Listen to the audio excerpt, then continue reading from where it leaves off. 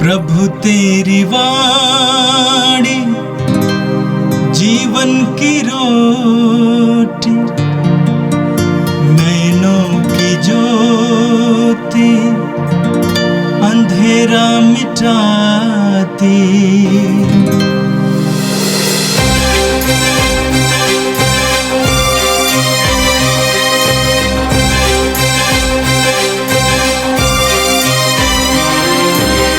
प्रभु तेरी वाणी जीवन की रोटी, नैनों की ज्योति अंधेरा मिटाती। प्रभु तेरी वाणी जीवन की रोटी, नैनों की ज्योति अंधेरा मिटाती। वाणी वाणी वाणी वाणी वाणी पवित्र है, शाश्वत है, जीवन का मन्ना है। 19 जून बृहस्पतिवार। पहला पाठ कुरिन्थियों के नाम संत पौलुस का दूसरा पत्र, अध्याय 11, वचन संख्या 1 से 11 तक।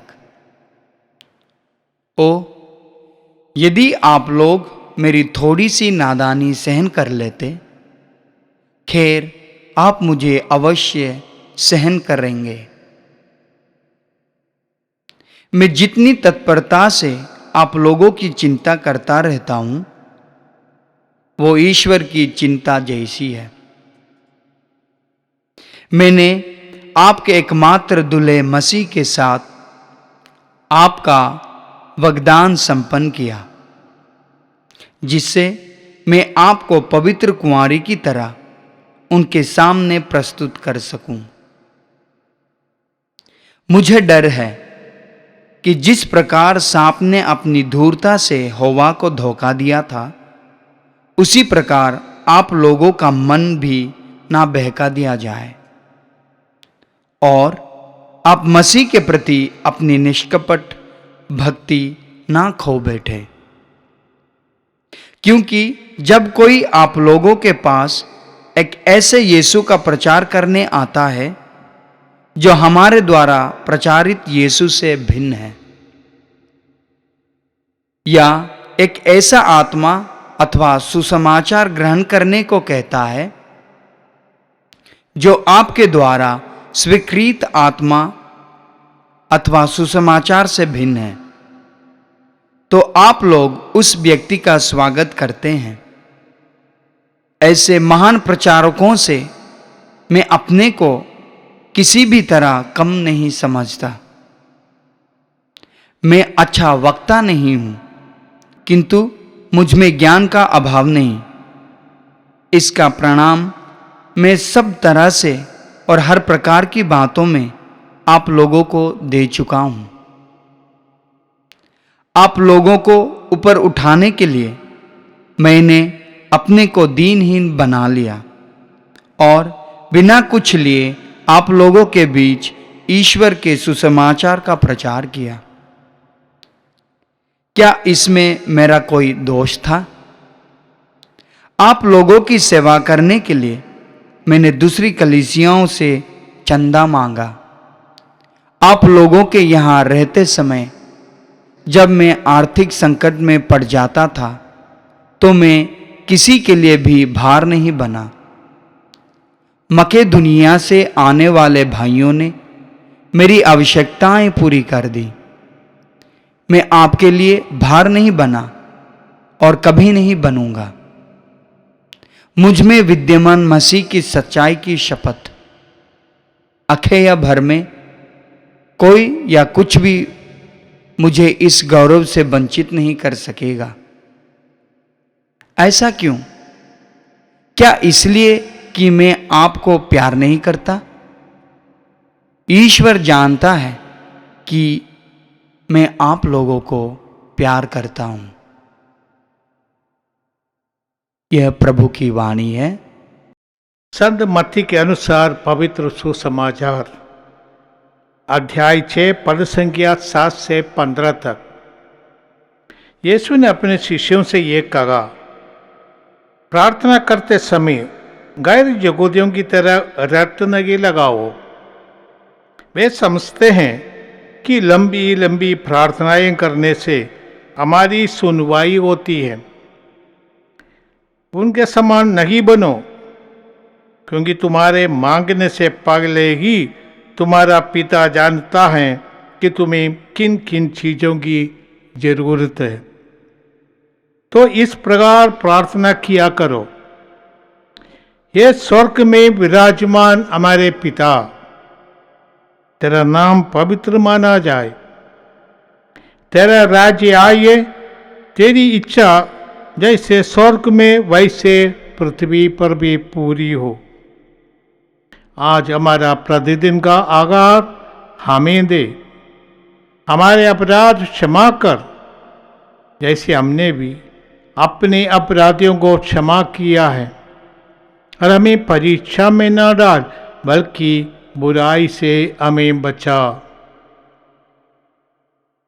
यदि तुम दूसरों के अपराध क्षमा करोगे तो तुम्हारा स्वर्गीय पिता भी तुम्हें क्षमा करेगा, परंतु यदि तुम दूसरों को नहीं क्षमा करोगे तो तुम्हारा पिता तुम्हारे अपराध क्षमा नहीं करेगा। ये प्रभु का दिव्य सुसमाचार है। ख्रिस्त प्रभु की जय। प्यारे भाई और बहनों, इन दिनों आप कुरिन्थियों के नाम पौलुस का दूसरा पत्र से पाठ सुन रहे हैं। आज के पत्र में पाठ में पौलुस अपने बारे में बताते हैं कि वे ईश्वर के द्वारा नियुक्त सुसमाचार का सेवक है और प्रेरितों में से एक है। वो कहते हैं कि आप लोग मेरी थोड़ी सी नादानी सग लेते। संदर्भ यही है कि बहुत लोग आकर इस कुरिन्थियों के विश्वासियों के बीच नाना प्रकार का उपदेश देते हैं, सुसमाचार के बारे में बताते हैं, उल्टा पुल्टा लोगों को भड़काने वाले, लोगों को कई प्रकार का विश्वास दिलाने वाले लोग आ जाते हैं। हमारे दुनिया में भी ऐसे बहुत लोग हैं। कुछ लोग कहेंगे यीशु आ रहा है, यीशु कल परसों नरसों आ रहा है, यीशु आ रहा है। बहुत लोग ऐसे प्रचार करते हैं और कहते हैं कि दुनिया का अंत होने वाला है। जब इसराइल और हमास के बीच युद्ध हुआ था, अभी अंतिम दिन आ गए। अभी इसराइल और ईरान के बीच युद्ध होता है, बोलेगा अभी अंतिम दिन आ गए, निकट है। ऐसे भी कुछ लोग जब सुनामी आई तब लोग कहने रहे अरे संसार का अंत होने वाला है। प्रभु यीशु ने कहा ऐसी ऐसी बात तुम पर विश्वास नहीं करना। तुम्हारा स्वर्ग के पिता, केवल तुम्हारा स्वर्ग के पिता जानता है सब संसार का अंत होगा। अभी हाल में अहमदाबाद से जो लंदन जाने वाला जो विमान दुर्घटनाग्रस्त हो गया, उनमें से मैं समझता हूँ कि उनमें कोई किसी के पाप के कारण नहीं हुआ, परंतु हमें चाहिए कि जीवन की वो भंगुरता, एक क्षण भंगुरता, the fragile nature of our life. हम श्वास मात्र है, किसी भी समय हमारा अंत हो सकता है। बहुत बड़े ड्रीम लेकर यूके जा रहे लोग एक्सीडेंट ग्रस्त हो गए। किसी कारण मैकेनिकल फेलियर के कारण होगा, किसी भी कारण है, परंतु इतने जीवन, इतने जान एक निमिष में खत्म हो गया। हम सब ऐसे ही है। इसलिए पौलुस कहते लोग आकर आपको कई नाना प्रकार का प्रलोभन दे के उपदेश देने वाले होगा, आपको डराने वाला होगा। ऐसे लोगों को नहीं सुनना। पौलुस कहते जो यीशु को मैंने आप लोगों को सुनाया है, आप उस यीशु पर विश्वास करें। जो पवित्र आत्मा मेरी मध्यस्थता से आपको मिला है, उस पवित्र आत्मा से आप संचालित हो जाए। पौलुस बार बार इसे कहते ये सब प्रलोभन देने वाले आते हैं। पौलुस ने कहा मैं आप लोगों को यीशु से जोड़ दिया। जैसे एक पिता अपनी पुत्री को कन्यादान देकर सुयोग्य वर्ग के हाथ में दे देते, इसी तरह मैं आप लोगों को यीशु से जुड़ा है कि वे ईश्वर से अपने रिश्ता को बनाए रखे और विश्वस्त रखे। पौलुस भी कुरिन्थियों के विश्वासियों से कहते हैं, इसीलिए पौलुस कहते हैं, जब कोई आप लोगों के पास एक ऐसे यीशु का प्रचार करने आता है जो हमारे द्वारा प्रचलित यीशु से भिन्न है, या एक ऐसा आत्मा अथवा सुसमाचार ग्रहण करने को कहता है जो आपके द्वारा स्वीकृत आत्मा अथवा सुसमाचार से भिन्न है, अपने को मकान बनाकर, नबी बोलकर, प्रॉपर्टी बनाकर सब लोग बहुत यूट्यूब में आपको बहुत मिलेगा, इससे प्रभावित मत होना। जो बाइबल में है, जो पौलुस और शिष्यों के द्वारा हमें मिला है, जो मेन लाइन चर्च से हमें मिला है, हम इन बातों पर ध्यान करें। पवित्र ग्रंथ हमारा आधार है, और नई नई बात करके आपको भड़काने वाले लोगों पर विश्वास नहीं करना, ये पौलुस का कहने का अर्थ है। पौलुस के जमाने में कुछ ऐसे लोग आए थे, कुरिन्थियों के विश्वासी, उनमें जो कुरिन्थियों के विश्वास में यहूदी संप्रदाय से आए लोग और यूनानी संप्रदाय से आए लोग थे। यहूदी संप्रदाय से आने वाले कुछ विश्वासी चाहते थे यहूदियों की परंपराओं को ये लोग लागू करें, और पौलुस उसका विरोध करते थे, क्योंकि हमारा विश्वास तो प्रभु यीशु अपने पवित्र क्रूस के द्वारा हमारे पापों से हमें बचाया, पापों को क्षमा दिलाया है। अब विश्वास के द्वारा हम इस पाप क्षमा को प्राप्त करते हैं, कोई बलिदान से नहीं, कोई कर्मकांड से नहीं, विश्वास के द्वारा, आत्मसमर्पण के द्वारा, यीशु से जुड़े रहने के कारण हमें पापों से मुक्त प्राप्त हुई है। आज के पत्र में पौलुस लेते हैं, मुझ में विद्यमान मसीह की सच्चाई की शपथ, अक्कया भर में कोई या कुछ भी मुझे इस गौरव से वंचित नहीं कर सकता। ये पौलुस उन लोगों से कहते हैं कि मैं प्रेरित यीशु के द्वारा नियुक्त प्रेरित हूँ, और मेरा जो अधिकार है प्रभु से मिला अधिकार है, और जो शिक्षा मैं देता हूँ वह प्रामाणिक शिक्षा है, और ऐसा कोई भी दूसरा आकर आपके साथ ऐसी ऐसी बातें देखे आप इन पर विश्वास नहीं करने का है। आप पौलुस कहते, मैं आप लोगों को इतना प्यार करता हूँ इसलिए मैं ये सब बातें करता हूँ। आप विश्वास में दृढ़ रखे और ईश्वर के वचन पर श्रद्धा रखे। दूसरे लोगों के वही उल्टा पुल्टा कहने से आप प्रभावित ना हो जाए। पौलुस की बात हमारे लिए भी सुग्राह्य है, क्योंकि हम जानते हैं कि हम ऐसे दुनिया में रहते हैं, लोग अपनी बुद्धि के अनुसार धर्म का जो व्याख्यान देते हैं, लोगों को भड़काते हैं। सबसे बड़ा धर्म मानविकता है। मनुष्य बनकर दूसरों को मनुष्य की सृष्टि से देखना, दूसरे इंसान को ईश्वर के प्रतिरूप में देखना। पौलुस भी कहते हैं, यीशु मनुष्य बनकर हमारे बीच निवास करने वाला है, और हम जब एक दूसरे को प्यार करेंगे हम ईश्वर के राज्य के योग्य बन जाते हैं। जो ये यीशु की एक ही शिक्षा है, पौलुस की भी एक ही शिक्षा है, और किसी प्रकार का नफरत की शिक्षा, किसी प्रकार का भेदभाव की शिक्षा ये प्रभु यीशु से नहीं आया है। आज के सुसमाचार में यीशु अपने शिष्यों को शिक्षा देते हैं कि किस तरह उनको प्रार्थना करना चाहिए।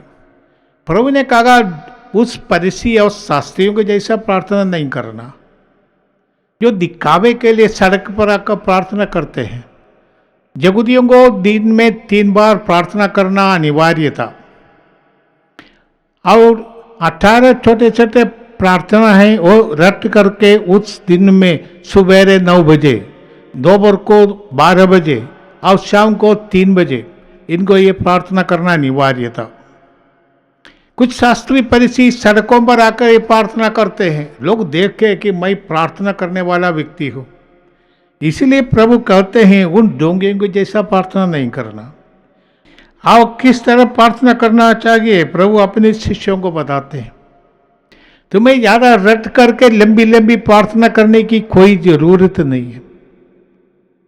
प्रार्थना तो पिता के साथ हमारा संवाद है, कॉन्वर्सेशन। वो दिल की गहराई से आनी चाहिए। कुछ नहीं कहने से भी वो प्रार्थना हो सकती है, जिसमें हम ईश्वर से जुड़े रह गए घंटों, केवल मन में ये एक ही ध्यान पूर्वक ईश्वर की उपस्थिति का अनुभव करते रह गए, ये प्रार्थना है।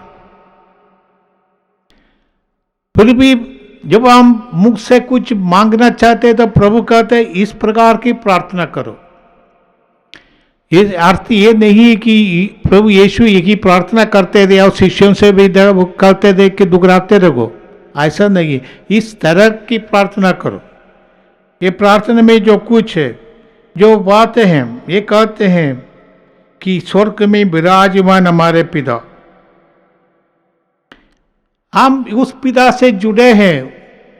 ये स्वर्ग में विराजमान है, पवित्र है, वो हमारा पिता है।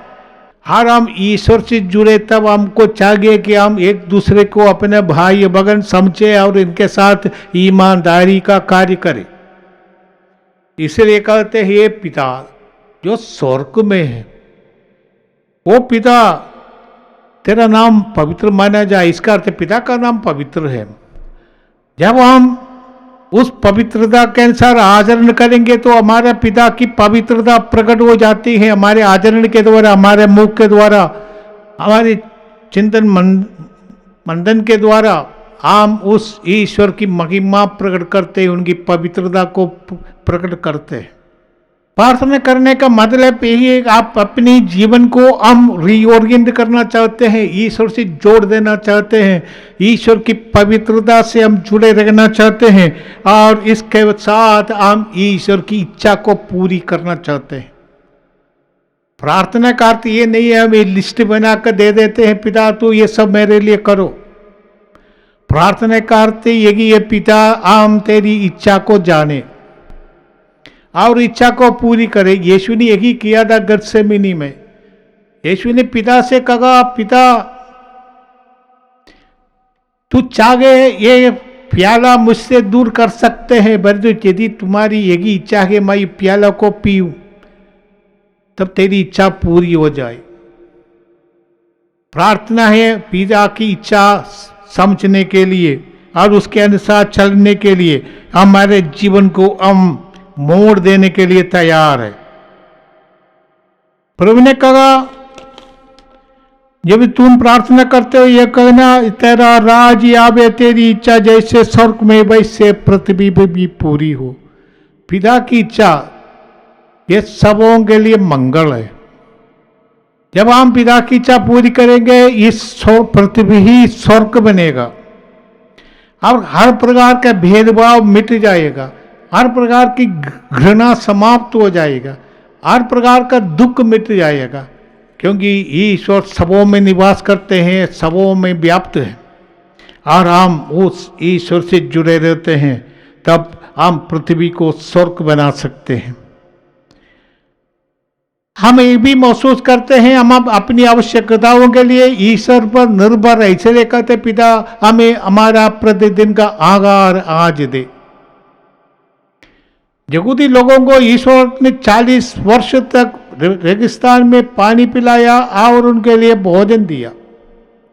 वही सर्वशक्तिमान ईश्वर हम सबों के लिए भोजन का प्रबंध किए हैं। इस संसार में जो कुछ संसाधन है सबों के लिए है और इस संसार में इस पृथ्वी पर जो कुछ है ये सब इंसानों के लिए खिलाने के लिए, पिलाने के लिए, उनके लिए निवास के लिए, रोटी कपड़ा मकान का प्रबंध करने के लिए, उनका सर्वांगीण विकास के लिए पर्याप्त है, क्योंकि ईश्वर ने ही इस पूरे दुनिया को सृजन किया है।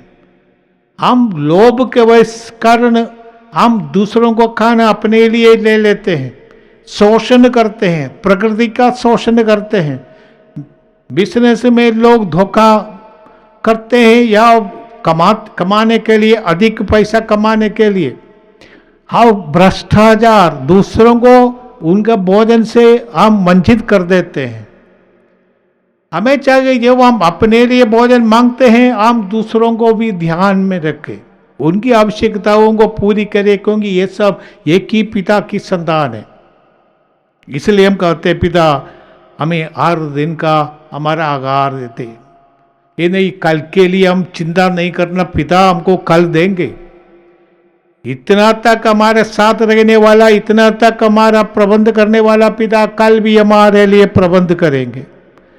पिता पर श्रद्धा रखने वाले कभी भूखे नहीं रहेंगे, पिता प्रबंध करेंगे। संसार के हर प्राणी के लिए भोजन का प्रबंध करेंगे। हमें ईश्वर के साथ देना है। हमें अपने दिल से अप प्रकार का ये लालच और ईर्ष्या इत्यादि को मिटाना है और ईश्वर के संतान जैसे जीना है। इसलिए प्रभु यीशु ने अपने शिष्यों के प्रार्थना सिखाया कि जब प्रार्थना करते हैं इस 7 बातों को ध्यान में रखना। ये नहीं है कि हम ये सब पूरे के पूरे करें, हम कुछ भी नहीं करें, पिता के पास जाकर हमारा दिल और पिता के दिल को हम जोड़ दे। हमारे जो हम एक प्रकार का कंटेम्पलेशन, ईश्वर को अपने मन में कंटेम्पलेट करना, ईश्वर से जुड़े रहना, आध्यात्मिक रूप से एक हो जाना। प्रभु यीशु इस तरह की प्रार्थना करते थे। हमको मालूम है जैसे ताबोर में यीशु पिता के साथ जुड़ गए थे, तब शिष्य ने देखा यीशु का चेहरा बदल गया और सूर्य के जैसा वो शोभायमान हो गया, तेजस्वी हो गया। जब हम ईश्वर के साथ जुड़ेंगे हमारे जीवन में परिवर्तन आएंगे। हम आप प्रार्थना करें। प्रभु हम धन्यवाद देते आज के दोनों पाठों के लिए। संत पौलुस जो शिक्षा कुरिन्थियों के नाम पत्र से देते हैं, ये हमें सिखाता है हम अपने प्रभु पर श्रद्धा रखें, उनसे जुड़े रहे, उनके प्रति विश्वस्त रहे। आप प्रेरितों ने जो शिक्षा में दी है उसके प्रति हम वफादार रहे, किसी प्रकार का प्रलोभन में ना पड़े। ये प्रभु यीशु ने अपने शिष्यों से कहा किस तरह प्रार्थना करना चाहिए, क्योंकि हर एक व्यक्ति प्रार्थना के माध्यम से ईश्वर से जुड़े रहते हैं। यीशु ने जो आदर्शमय प्रार्थना शिष्यों को सिखाया है उसमें विशेष करके 7 मुख्य बातें हैं। ये प्रभु जब हम प्रार्थना करते हैं हम इन बातों पर ध्यान रखें। प्रार्थना का सबसे प्रधान लक्ष्य यही है कि हम ईश्वर की इच्छा खोजें और उसको पूरा करें। जब हम ईश्वर की इच्छा के अनुसार जीते हैं तो हम पवित्र हो जाते हैं और इस दुनिया को ईश्वर का राज्य का हम अनुभव कर सकते हैं। ये पिता हम धन्यवाद देते हैं आज के दोनों पाठों के लिए और हमारे जीवन में तूने जो कुछ कृपा दी है उसके अनुसार जीकर हम भी एक साथ तेरे सानिध्य में उपस्थित हो जाइए। प्रार्थना हम करते हैं हमारे प्रभु क्रिस्त के द्वारा, आमीन। प्रभु तेरी वाणी जीवन की रोटी, नैनों की ज्योति अंधेरा मिटाती। वाणी वाणी वाणी वाणी